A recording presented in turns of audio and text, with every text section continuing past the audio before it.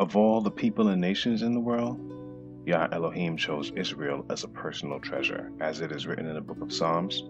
For Yah has chosen Jacob for himself, Israel for his own special treasure. So much did Yah love the people of Israel that he led them out of Egypt with all manner of signs and wonders and made a special covenant with them. If the people of Israel had kept that covenant, they would have remained a peculiar treasure to Yah throughout all time and would never have suffered the curses that came with it. The particulars of that covenant are covered in Exodus chapters 20 to 23, and they include the Ten Commandments as well as other instructions and regulations from Yah.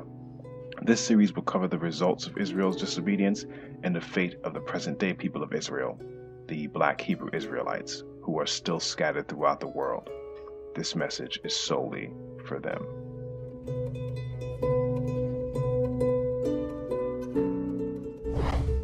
Then Yah instructed Moses, "Come up here to me and bring along Aaron, Nadab, Abihu, and 70 of Israel's elders.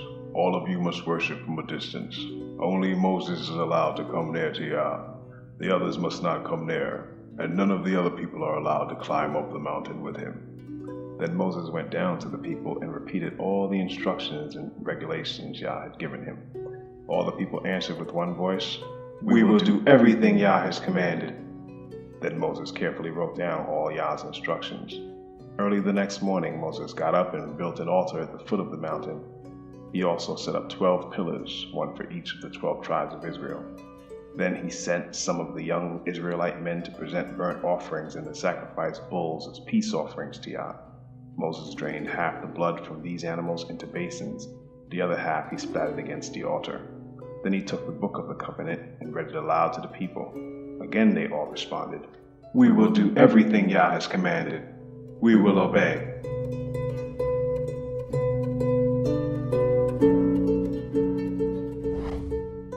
After the people of Israel agreed to the covenant and its conditions, Moses reaffirmed the blessings and curses that would come with either their obedience or disobedience to Yah. The full list of these blessings and curses are covered in Deuteronomy chapter 28. It is in this book and chapter that we can clearly see who the people of Israel were, based on the curses their descendants would suffer at the hands of their enemies. "But if you refuse to listen to Yah your Elohim, and do not obey all the commands and decrees I am giving you today, all these curses will come and overwhelm you. Your towns and your fields will be cursed. Your fruit baskets and breadboards will be cursed. Your children and your crops will be cursed. The offspring of your herds and flocks will be cursed. Wherever you go and whatever you do, you will be cursed. Yah himself will send on you curses, confusion, and frustration in everything you do, until at last you are completely destroyed for doing evil and abandoning me.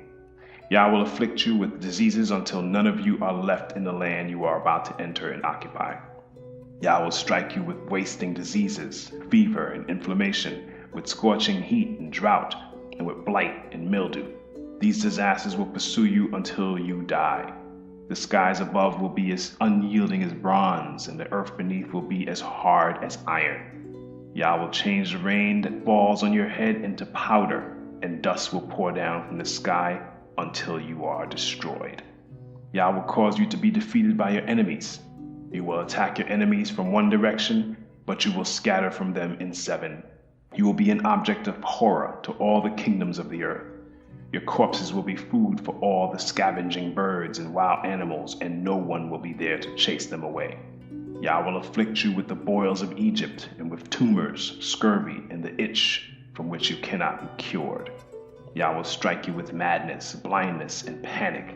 You will grope around in broad daylight like a blind person groping in the darkness, but you will not find your way. You will be oppressed and robbed continually, and no one will come to save you. You will be engaged to a woman, but another man will sleep with her. You will build a house, but someone else will live in it. You will plant a vineyard, but you will never enjoy its fruit. Your ox will be butchered before your eyes, but you will not eat a single bite of the meat. Your donkey will be taken from you, never to be returned. Your sheep and goats will be given to your enemies, and no one will be there to help you.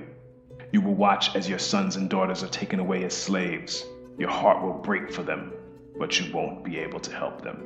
A foreign nation you have never heard about will eat the crops you work so hard to grow.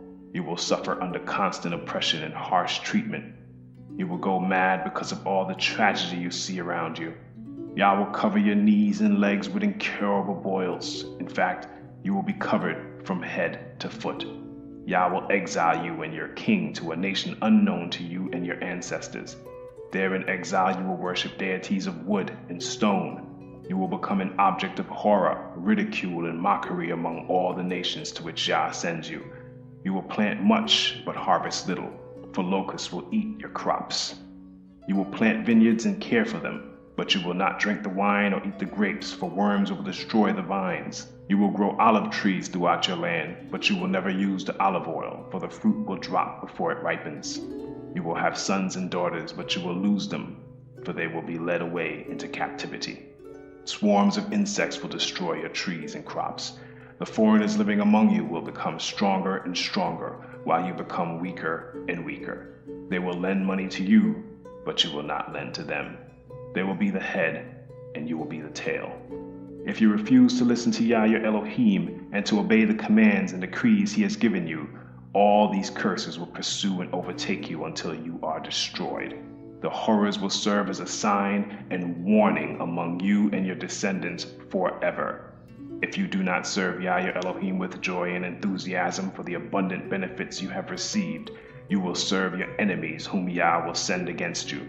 You will be left hungry, thirsty, naked, and lacking in everything. Yah will put an iron yoke on your neck, oppressing you harshly until he has destroyed you. Yah will bring a distant nation against you from the end of the earth, and it will swoop down on you like a vulture. It is a nation whose language you do not understand, a fierce and heartless nation that shows no respect for the old and no pity for the young. Its armies will devour your livestock and crops, and you will be destroyed. They will leave you no grain, new wine, olive oil, calves, or lambs, and you will starve to death. They will attack your cities until the fortified walls in your land, the walls you trusted to protect you, are knocked down. They will attack all the towns in the land Yah your Elohim has given you. The siege and terrible distress of the enemy's attack will be so severe that you will eat the flesh of your own sons and daughters whom Yah your Elohim has given you. The most tender-hearted man among you will have no compassion for his own brother, his beloved wife, and his surviving children. He will refuse to share with them the flesh he is devouring, the flesh of one of his own children, because he has nothing else to eat during the siege and terrible distress that your enemy will inflict on all your towns. The most tender and delicate woman among you, so delicate she would not so much as touch the ground with her foot, will be selfish toward her husband she loves and toward her own son or daughter. She will hide from them the afterbirth and the new baby she has born, so that she herself can secretly eat them. She will have nothing else to eat during the siege and terrible distress that your enemy will inflict on all your towns. If you refuse to obey all the words of instruction that are written in this book, and if you do not fear the glorious and awesome name of Yah your Elohim, then Yah will overwhelm you and your children with indescribable plagues. These plagues will be intense and without relief, making you miserable and unbearably sick.